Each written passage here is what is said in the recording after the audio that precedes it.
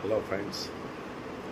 Stable angina, unstable angina, heart attack में difference है।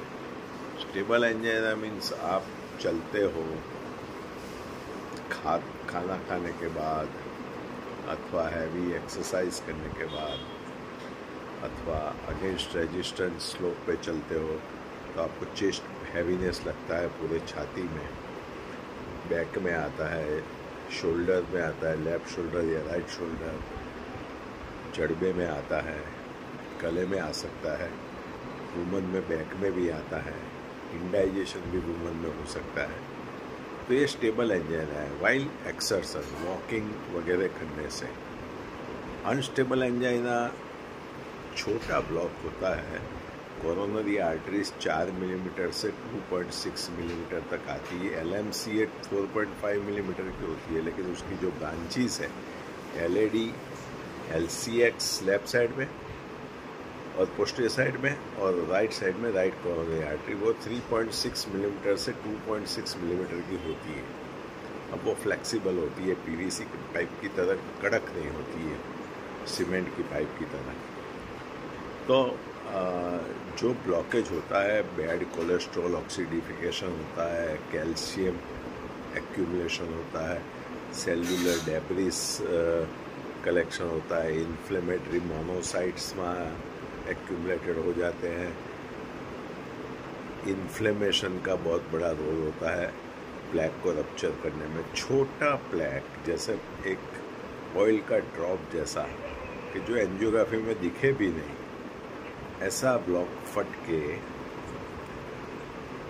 Acute platelet aggregation है, clotting cascade करता है, मीन्स हार्ट अटैक लाता है। और जो पार्शियल ऑक्लूजन होता है उसको अनस्टेबल एंजाइना बोलते हैं, और जो टोटल ऑक्लूजन होता है उसको हार्ट अटैक बोलते हैं। अब जो ट्रोपोनिन आई ऐसे पेन में, रेस्ट पेन में, with perspiration, with vomiting, with dizziness, with palpitation, with dyspnea, ऐसा अनबेरेबल पेन है, तुरंत ट्रोपोनिन आई का टेस्ट कर लो। ट्रोपोनिन आई नेगेटिव है तो आपको अनस्टेबल एंजाइना है, पॉजिटिव है तो ACS है, एक्यूट कोरोनरी सिंड्रोम। और ST एलिवेशन तो total transmural myocardial heart attack है, तो उसमें कुछ करने की ज़रूरत नहीं है। आप डिस्पिन की गोली एक दे दो, चबा जाओ। 4 क्लोपिडोग्रेल की 75 मिलीग्राम की गोली, 1 एटोरोस्टेटिन की गोली। BP मेज़र करो इमीडिएटली, BP हाई है तो BP कम करने की दवाइयाँ, पल्स कम स्टेबलाइज करने की दवाइयाँ, और तुरंत फाइबिन स्पेसिफिक, फाइबिनोलाइटिक, थ्रोम्बोलाइटिक, टेनेक्टेप्लेस का 5 सेकंड का डोज दे दो, क्लॉट डिसॉल्व हो जाएगा, तो आप रिस्क फैक्टर से बाहर हो जाओगे, आपको स्टेंट डालने की जरूरत नहीं पड़ेगी। लेकिन स्टेबल एंजाइना में लोग एंजियोग्राफी कराते हैं, थोड़ा दुखा चलने से चलो ब्लॉकेज। अरे भैया, 80% ब्लॉकेज होता है तभी आपका एक्सरसाइज करने से आपको पेन होता है। 80% से ऊपर ब्लॉकेज होता है। तो ये मान के चलो कि आपको चलने से ब्लॉकेज होता है तो 80% से ऊपर है। अच्छा, ज़्यादा चलने से होता है तो वो 70% है, अथवा बैठे बैठे भी होता है, अथवा कोई माइनर एक्टिविटी जैसे खाने के बाद होता है या वॉशरूम में होता है पेन, तो वो यू कैन से कि 80 या 90% ब्लॉकेज है। अब ब्लॉकेज है बैड कोलेस्ट्रॉल के, इन्फ्लेमेशन के, कैल्सिफिकेशन के, उसके लिए नॉन सर्जिकल ट्रीटमेंट है। बाईपास सर्जरी और एंजियोप्लास्टी रास्ता नहीं है। दवाइयाँ स्टेबल कंडीशन में, अमेरिकन हार्ट एसोसिएशन ने बोला है, दवाइयाँ as per clinical trial is as good as stent, और उससे रीब्लॉकेज स्टेंट जैसे होता भी नहीं है। तो आप इंटेंसिव मेडिकल ट्रीटमेंट चालू कर दो ट्रेन डॉक्टर द्वारा, और आपको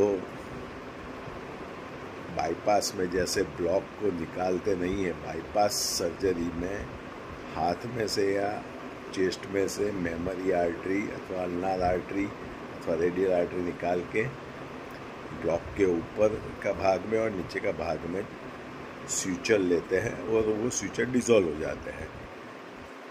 और बाईपास में ब्लॉक निकालते नहीं है, धीरे धीरे ब्लॉक सुसुप्त अवस्था में चला जाता है, दूसरे रूट से लोकलाइज सेगमेंट में ब्लड फ्लो बढ़ाते हैं। फिर भी लोग बोलते हैं कि बाईपास जैसा जो ब्लॉक निकलता है वो निकल जाएगा ना। तो ये लोगों की गैर समझ है कि बाईपास में ब्लॉक नहीं निकालते हैं। स्टेंट में भी 50% ब्लॉक दीवार पे स्टिक रहता है, 50% रास्ता खुलता है, वहाँ आप स्टेंट लगाते हो तो फिर से प्रोथ्रोम्बोटिक होने से वो झाड़ी में फिर से प्लेटलेट, खराब कोलेस्ट्रॉल, ऑक्सीडिफिकेशन, मोनोसाइट्स, मैक्रोफेज वगैरह जमा होता है। फिर से 30 दिन के अंदर अथवा 1 साल के अंदर या 2 साल के अंदर फिर से रीब्लॉकेज हो जाता है स्टेंट। तो ऐसे ही चलने से आपको पेन होता है तो समझ लेना कि 80% जितना ब्लॉक तो है ही, तो फिर एंजियोग्राफी कराने की ज़रूरत ही नहीं है। एंजियोग्राफी कराओगे तो फिर उनके ट्रैप में आ जाओगे और बाईपास और स्टेंटिंग में चले जाओगे। आपको मालूम पड़ा कि भी चलने से ब्लॉकेज है तो आपके पास बहुत सारे रास्ते हैं। एक तो इकोकार्डियोग्राफी, हृदय का पंपिंग देखने और वाल्वुलर स्ट्रक्चर देखने और एकाइनेसिया, डाइकाइनेसिया वगैरह देखने के लिए, हाइपोकाइनेसिया देखने के लिए, और सीटी कोरोनरी एंजियोग्राफी कराइए। वो मशीन में से रिजल्ट आता है, कैल्सिफिकेशन कितना है, स्टीनोसिस कितना है कोरोनरी आर्टरीज में वो मालूम पड़ता है। और थेलियम सेस्टा में भी हार्ट स्कैन भी करा सकते हैं कि पूरे हार्ट के पोर्शन में कौन से पोर्शन में ब्लड फ्लो नहीं पहुंचा है।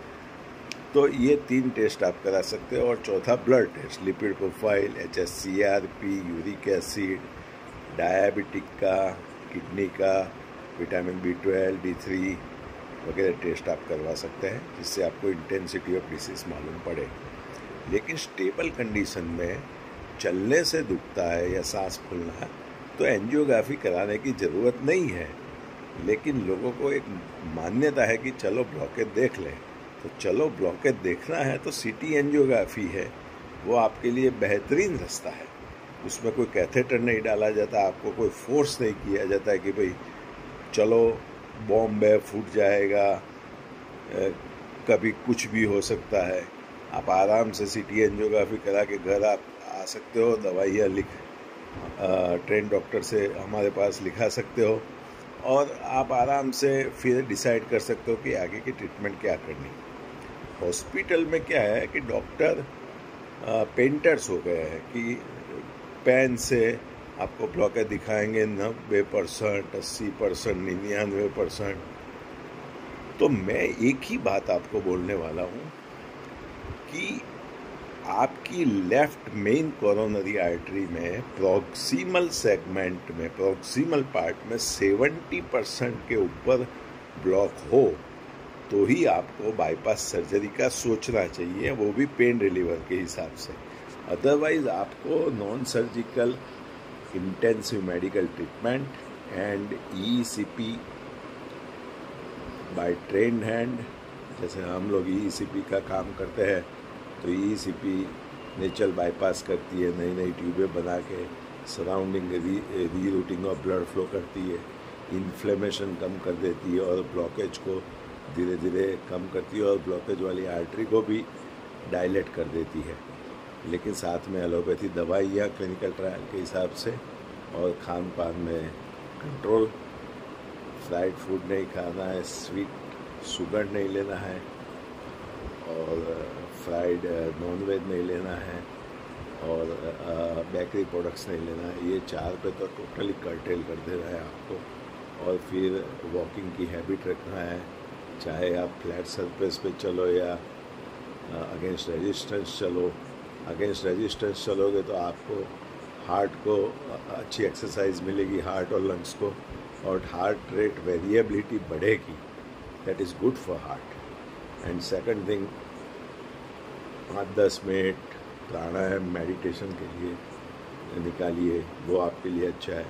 बाकी स्टेबल कंडीशन में एंजियोग्राफी कराना वो अपने को नुकसान करना है, अपना एंडोथेलियम डैमेज करना है, अपने हार्ट को नुकसान करना है। सो बी अवेयर, स्टेबल कंडीशन में कभी भी एंजियोप्लास्टी मत कराइए, एंजियोग्राफी मत कराइए। हाँ, अनस्टेबल कंडीशन है और आपको इमरजेंसी टेनेक्टेप्लेज इंजेक्शन नहीं लेना है या अनस्टेबल एंजाइना है तो दूसरा एंटीक्लोटिंग थ्रोम्बोटिक इंजेक्शन नहीं लेना है, तो आप गोल्डन आवर्स में यानी मैक्सिमम 3 कलाक में आप चेस्ट पेन रिलीव के लिए स्टेंट डलवा सकते हो, वो भी अनस्टेबल कंडीशन में, unstable angina, ACS, heart attack में मैक्सिमम 3 वर्ष में। अमेरिकन हार्ट एसोसिएशन ने बोला है कि late angioplasty is not useful, it is as equivalent to as medical treatment. तो ये जानिए कि भाई चलने से पेन होता है तो नथिंग टू वरी है। जानना है कि मेरे को 80% ब्लॉक है, मैं धीरे धीरे दवाइयाँ से उसको रिवर्स कर दूंगा, डाइट से रिवर्स कर दूंगा, ECP ट्रीटमेंट FDA अप्रूवल से रिवर्स कर दूंगा, chelation therapy by trained hand लेना है उससे मैं रिवर्स कर दूंगा, और intensive medical treatment as per clinical trial, cardiology medical treatment, medicine, वो मैं 18 महीना तक लूँगा तो मेरे सब ब्लॉक निकल जाएंगे। डाइट पे मैं कंट्रोल रखूँगा, परहेज ही रखूँगा। तो सर्जरी और स्टेंटिंग की तो बात ही नहीं आती है। अथवा आप सर्जरी स्टेंटिंग कराते हो तो भी आपको वहाँ जो जॉइंट लगाया है अथवा स्टेंट रखा है वो प्रोथ्रोम्बोटिक है, वहाँ फिर से ब्लॉकेज होगा, आपको फिर से साइकिल चालू होगी। तो नॉन सर्जिकल अप्रोच इसीलिए अपनाना है कि आपका शरीर नेचुरल रहे और आप नेचुरलिटी से ब्लॉकेज को रिवर्स करें और नेचुरल कोलेटरलाइजेशन डेवलप करें, नई नई ट्यूबें डेवलप करें हार्ट में, और ब्लड का रीरूटिंग करें और एंजियोजेनेसिस, आर्टेरियोजेनेसिस द्वारा आपका हार्ट को पूरा रिवास्कुलराइज करें।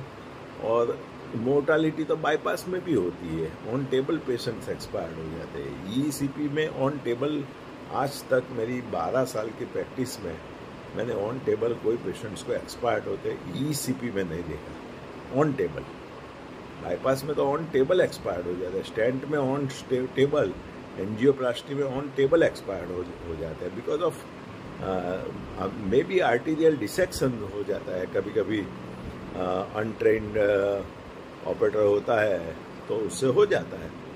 तो ECP, मेडिकल ट्रीटमेंट,